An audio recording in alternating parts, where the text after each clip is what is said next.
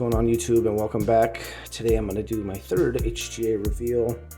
As many of you already know, HGA is just kind of known for the flashy labels. They color match cards or team match with colors, do the different splashes, customizations, stuff like that. My second submission didn't go as well as the first. I had quite a few labeling issues. I remember seeing something online, whether it was a YouTube video or a Twitter post. I think it was a Twitter post where Tyler, the owner of HGA, kind of addressed some of the labeling issues, said something was up with the system and they have like a new custom printer coming. I doubt that this submission is part of that custom stuff. Regardless, whatever you think about HGA, whether it's good, bad, somewhere in the middle, I think everyone could probably agree that their customer service is pretty good. I had those issues with those labels. They were replaced. They refunded my tracking, and I want to say I had them within like 10 business days.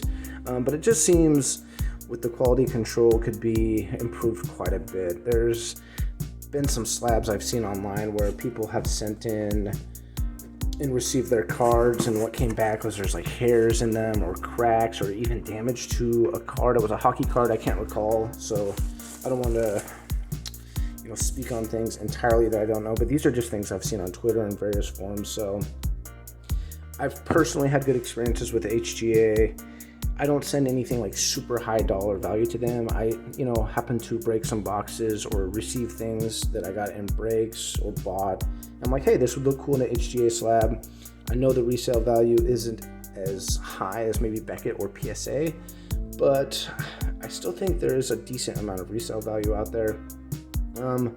We'll kind of see what happens. I'm stoked for them to take Pokemon cards on. I think that will be pretty cool to see what they do with those.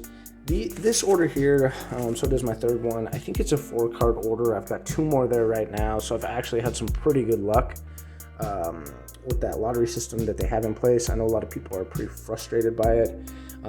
I've seen posts where people are saying, hey, I'm over for 15 or whatever. Me personally, I do try every Tuesday or Friday unless I'm gone. And again, I just kind of sent in some lower mid-tier cards just to, if you have something you really like for your personal collection and you want a fancy label on it, cool, go for it.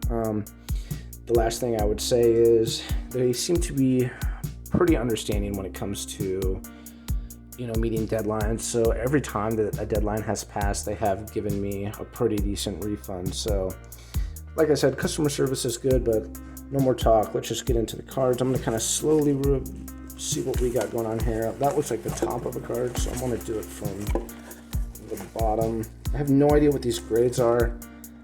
Well, I think I kind of covered that with my hand. They do have a pop report on their website. I don't know how updated it is. Last time I got a submission back, I looked on there and I did not see my cards. That was submission number 2, and I could link that video at the top. Anyway, as you can already see, Justin Herbert Crusade. This is the white variation. I believe I did neutral team match, which means no splash. So let's just take a look. All right, a 9.5. Man, does that look great. I'm immediately going to spend a little time looking at these labels, and I'm going to spend some time off camera too, because I'm looking through my phone, which is mounted. That looks a little bent up, but again, I'm looking through my phone, so maybe it looks a little bit better. I hate to say this, but I'm going to check all the spelling and stuff. So this looks like we were pretty close to a quad 9. Obviously pretty close to a quad 9.5. Very happy with that. I don't see a lot of HGA 10s, which leads me to believe, is it CSG or CGC, where it's like extremely hard to get a 10? I feel like HGA is kind of taking not that same approach. I probably just haven't sent them, and there's been some cards where I'm like, hey, this feels like it could possibly be a 10. This one was actually passed around in the mail a couple times, so I didn't even think it was going to get a 9.5. So honestly, pretty happy with that. I think that's a beautiful looking card. These sell pretty well. Be interesting to see what this does. I might just keep it for my collection, but Herbert is hot right now, so maybe I'll put it up on eBay and see what I can get for it. All right. Next we have, this is a Rookie Rising Joe Burrow, the teal edition. I did buy this one off Twitter as well. basically for the same purposes that I stated earlier. I was just curious what this would look like in a slab. I think on this one I did a neutral team match, so similar to the Herbert, where they're going to use the black, orange, and white with no splash. But let's just take a look and see here. Okay, that is what I chose. And this one's going to come out as a 9. I feel like if the surface wasn't at 8.5, I would have been a 9.5.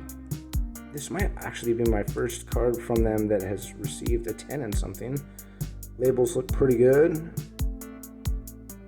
No spelling issues. So Burrow, it's a 9 mint, and this one is a 175.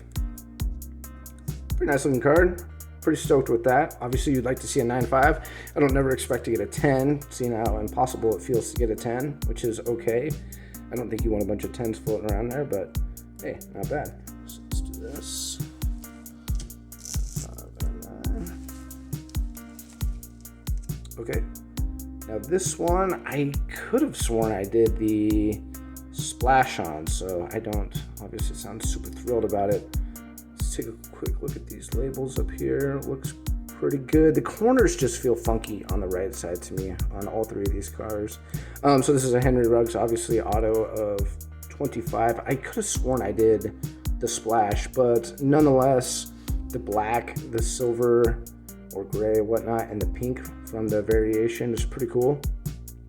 Again, you know, the corners on this one, 8.5. I'm not a card grading expert. I do see a little nick up there, so I guess that would actually be the case. Something I need to do before I send my cards off next time is take some pictures. Basically, going back to that individual I saw with their hockey card.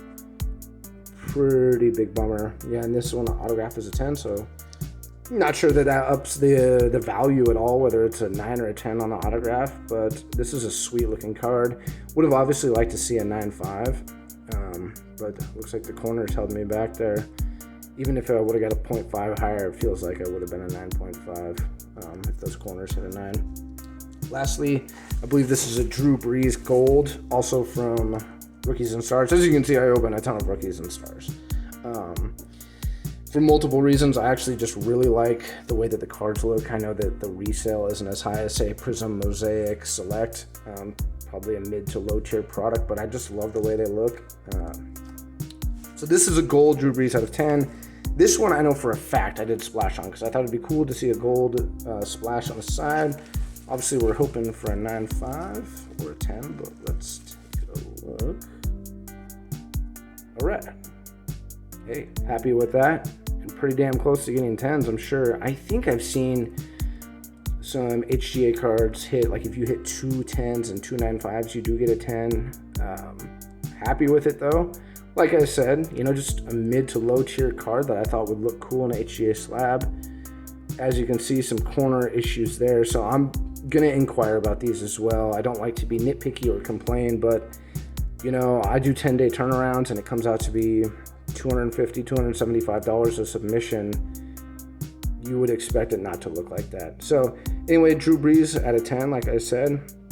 Certainly a Hall of Famer, so I'm gonna hang on to this one a couple years. I don't expect it to resell all that well, but Hall of Fame quarterback, cool looking slab, minus the labeling issues. So 9.5s on everything, 10 on the edges. So I think, what was the other one here? Oh, the Burrow also had 10s. So we're getting there. You know, obviously I'm kind of, you know, I still, like I said, I tried to submit to HGA every week. Still chasing one of those 10s, and maybe we'll get there, maybe we won't. I do have another order that just finished up, and I think that one's just a 3-card order.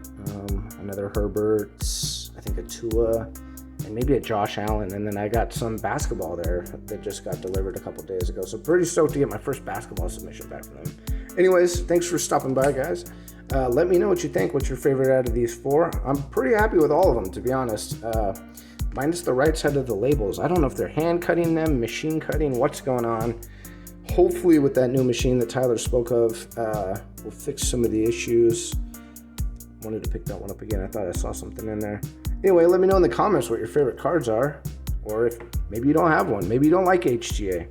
Anyway, thanks for stopping by. If you like what you saw here, give me a like and a subscribe, and we'll catch you next time.